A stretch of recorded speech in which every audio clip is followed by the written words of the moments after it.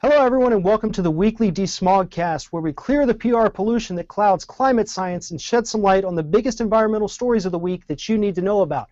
I'm your host, Farron Cousins, and joining me this week we have Carol Linnitt, the managing editor of DeSmog Canada, Steve Horn, research fellow for DeSmogBlog, and Mike Gaworecki, contributing writer for DeSmogBlog.com. Everybody, thanks for joining me this week. Carol, let's jump right in and start with you. You got a story on DeSmog Canada this week talking about Phil Thomas had agreed to do an interview about fur-bearing animals up there in the oil sands. Tell us that story. What's going on now? So this story is really a story about what we're calling, what has been called the war on science in Canada, which deals with this issue of muzzling of scientists.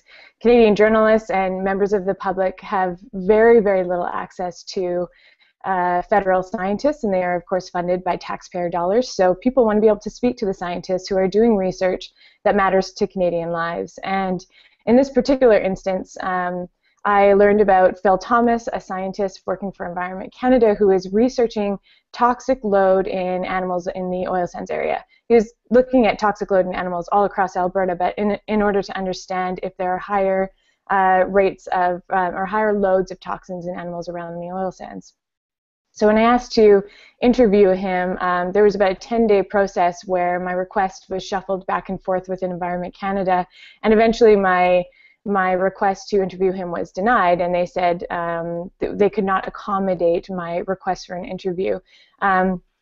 And when I asked them who, they had sent me a few answers in response to a few questions I had sent them, and when I asked them, well, who wrote these answers you've sent me, these responses to my questions, they just said a number of Environment Canada staff had contributed to those responses. So what I did was I followed up with a Freedom of Information request, or what is called an Access to Information request in Canada, in order to find out what conversation happened behind the scenes about this request and it's being denied. And what I discovered was the request went all the way up to the minister's level, and then it was also went all the way up to the Privy Council Office of Canada. This is the sort of circle of our Prime Minister's closest advisors, and they oversee a lot of requests that have to do with contentious subjects, anything to do with the oil sands, climate change, species at risk, things of those nature. My request was actually denied at the minister's level, so our former Environment Canada Minister Peter Kent would have been the one, I guess, that officially denied the interview request. So my story was basically, trying to give people a sense of how these interviews are denied, and actually writing about the process of having that request denied. A lot of journalists, of course, all the time are having their request denied, and the public doesn't always hear about that. So I wanted to sort of use the Freedom of Information request to give people a better idea of really like what's happening behind the scenes when journalists are unable to speak with scientists. And so the limited response they gave you was just kind of their stock talking points, right? I mean, basically what they sent to everybody? Well, as far as I know, I'm the only person to have ever written about this particular research. This is the first time the Canadian government is actually researching ecotoxicology in fur-bearing mammals in the oil sands. And this is an important issue because people eat some of these animals. And so for local communities up there, First Nations, this data is actually, critical to their health. So I don't believe that these were actually stock answers, but what they were blanket statements given to me from Environment Canada communications staff, not necessarily, the voice of an actual scientist who can speak with, a lot of detail, or did speak with a lot of detail about my questions. They were just simple one-line responses. A lot of the answers did repeat themselves. Yeah, so just, there's no in-depth conversation. I couldn't ask more questions. I didn't have that access to scientists to really learn about this program and really learn what's happening with this kind of research. So the bottom line is essentially you still don't have the answers that you've been looking for, correct? I have the answers they gave me, and that's it. And they told me that was all I could really ask for and expect. Interesting. And let's move along now, Steve. This week, Senator Maria Cantwell has introduced legislation to, try to get some kind of regulations going to protect America from these oil sands bomb trains zip-zapping all over the country.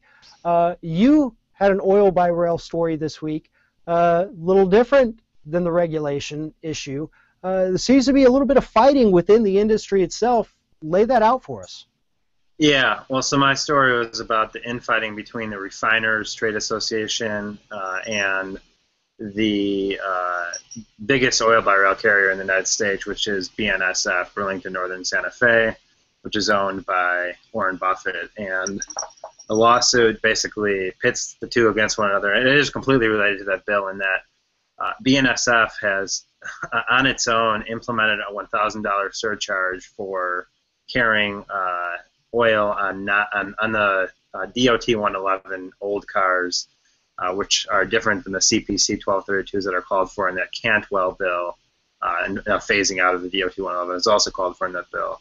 The lawsuit was brought because the Refiners Association basically says, hey, look, you can't do this. You are a common carrier under federal law, and it's not up to you to implement a charge. It's up to the federal government to do so. BNSF has done so before the final regulations go into place, which are expected to go into place, or at least the final rule is supposed to be announced in May. And so we have this, basically this rule, this $1,000 surcharge has been implemented by BNSF since January. It was announced in October. But what's weird about it is that BNSF is not the only one doing this. As I point out in the story, Canadian Pacific Railway is doing it, Canadian National Railway is doing it. Less money, it's about $350 per car instead of $1,000 per car. That's a DOT 111. But it's just weird. Both of these companies, the Refiners Association and BNSF are both actually lobbying against the regulations to begin with. And they've been very active in lobbying at the White House through the Office of Information and Regulatory Affairs. The door has been open for them through that venue. They've been lobbying, obviously, Congress. If you look at the disclosures, they've been lobbying at the state level, both of these entities.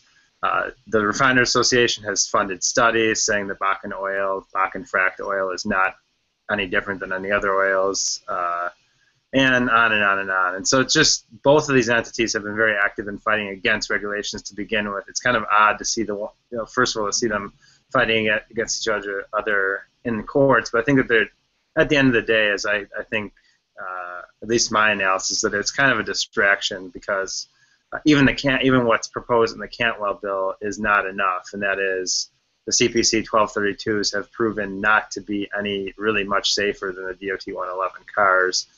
Several of the recent explosions of either ethanol or Bakkan oil have been carried in CPC 1232s, including 2 of the explosions in West Virginia and 1 of the recent ethanol ones in Illinois. And so there's a lot of stuff happening, I guess, on one hand. On the other hand, there's this lawsuit that kind of makes it seem as if the CPC 1232s will be safer, and there's this bill that will make it seem so. But I think that as this happens, as all this wrangling happens, the Bakkan oil by rail cars remain on the tracks, and that means that everyone's still at risk of one of these explosions throughout North America.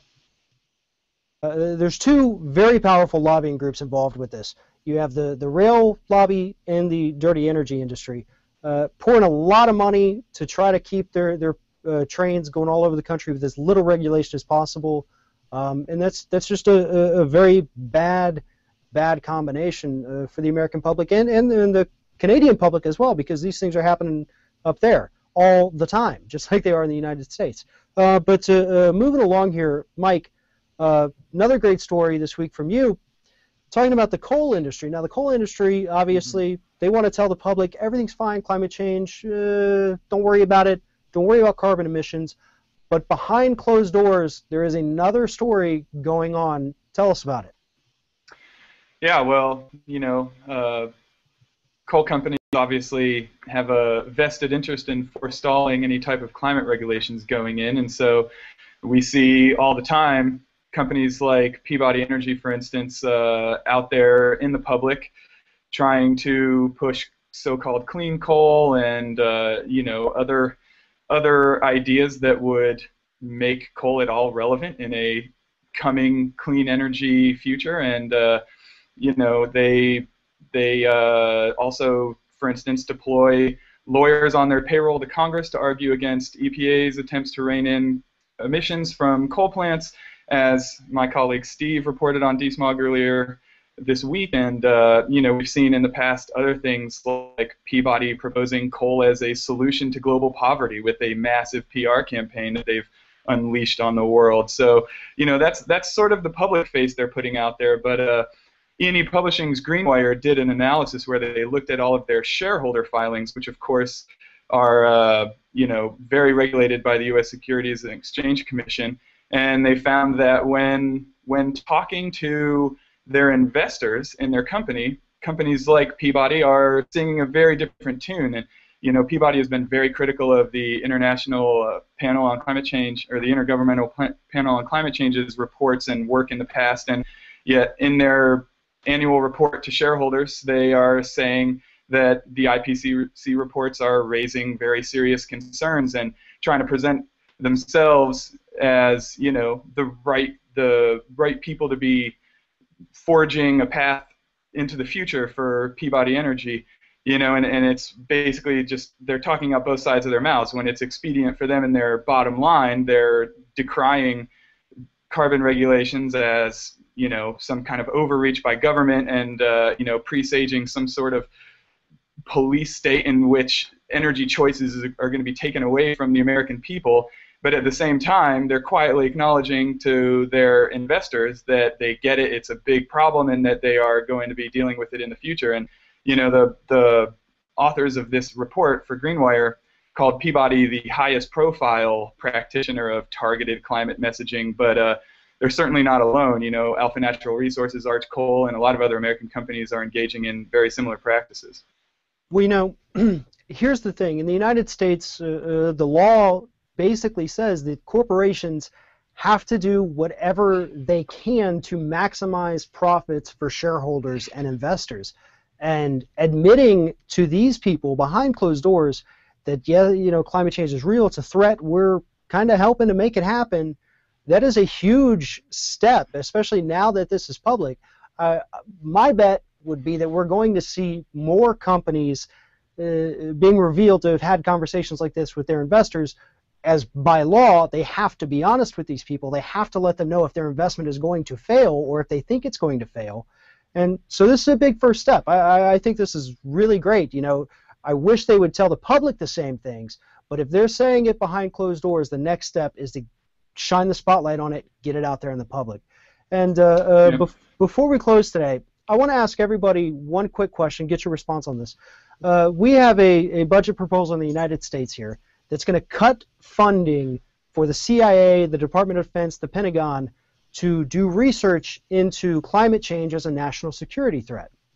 Now, the Pentagon, for the last 8 years, has been saying climate change is an immediate national security threat, and this last October released a report saying that they now have to take climate change into account during any strategic military planning and all future endeavors as well. So my question is this. In the climate change debate that is taking place in all over the world, which shouldn't be a debate, but unfortunately there is, would it help if the climate change issue was rephrased as a national security threat? Do you think that might get more people involved and concerned and to get out there and try to fix things? Carol, let's go to you first. That's a great question. In Canada, we treat climate change as at the governmental level as often not happening. It's just something, there's this sort of choosing not to see this as an issue on the one hand. On the other hand, we treat it as a national economic opportunity. So while Canada is refusing to get serious about regulating greenhouse gas emissions from the oil and gas industry, for example, we're also starting to militarize the Arctic and the rush for hydrocarbon deposits that are opening up there with melting sea ice. So we have a little bit of a split personality disorder, but it seems like we are doing everything possible to sort of not admit the coming perils of a warmer climate. And that's going to come back to really hurt Canada. I mean, from more ways than one. Of course, this affects water, crops, sea level rise, forest fires, pine beetle, all of these things that really influence the Canadian economy on the one hand, and on the other hand, we're missing the boat when it comes to investing heavily in clean energy. We're years and years behind when you look at other countries. We're digging our heels in, developing more oil and gas in what appears to be a mad rush to the end. So if we were to actually be serious and take this as a national security concern, then I think that would really change the way this country is run. And I do think it would be for the best, for the good ultimately. Steve, what's your take? My take is that it's a complicated issue because on one hand, it would definitely help to win over a lot of conservative types and patriotic types in the United States. On the other hand, like Carol hinted at, that's happening in Canada, it could serve to militarize things here at home. There's already hints of it with things like the natural gas industry and the frackers deploying PSYOPs or psychological operations in communities in Pennsylvania. So I think that it's sort of at the end of the day, it's a double-edged sword. It can work to win over people, but it can also hand over a whole lot of power, some power that probably wouldn't want to see deployed here at home in the way of militarization. So I think that it's something that environmentalists would have to tread carefully upon for environmental justice and just general justice reasons. And Mike, you're in climate change ground zero right now. California, massive, unprecedented drought. Same things we have happening in South America. Pentagon says droughts like these, any kind of shortage of resources, going to force migration from one place to another. But when you have Group A that has or needs something that Group B has, and they don't share, conflict arises from that. So from that standpoint, how do you feel about climate change as a national security threat? Yeah, I mean, it clearly is a national security threat. I mean, take a look at what's happening in Sao Paulo with their water shortage, and imagine something like that coming to America. It's actually not that hard to envision. California, according to one water expert with NASA, has just a year of water left. What happens when the water runs out and we all have to vie for what little resources there are left? It's clearly a threat to social stability and even to national security. I mean, there's only one reason why anyone's trying to cut funding for climate research, and that's obviously for political reasons. And we know that the Republicans are pretty much marching in lockstep with the climate denialists at this point. I mean, it's basically a part of their party platform, and so is national security. And so I do think that hitting the biggest obstacles in our political in our political landscape right now, the Republicans, really hard over their lack of support for climate policies and how that will affect national security, I think would be a pretty strategic decision, absolutely. Well, if you guys run out of water there in California, you're more than welcome to come stay with me in Florida. The only catch is down here, according to Governor Rick Scott, we're not even allowed to say climate change. Well, you might have too much water sooner than later. Yeah, exactly. But unfortunately, guys, that's all the time we have. Great job, everyone. Thanks for telling these stories. They're all available, DeSmogBlog.com, DeSmog.ca, and DeSmog.uk. We'll see you all again next week. Thank you.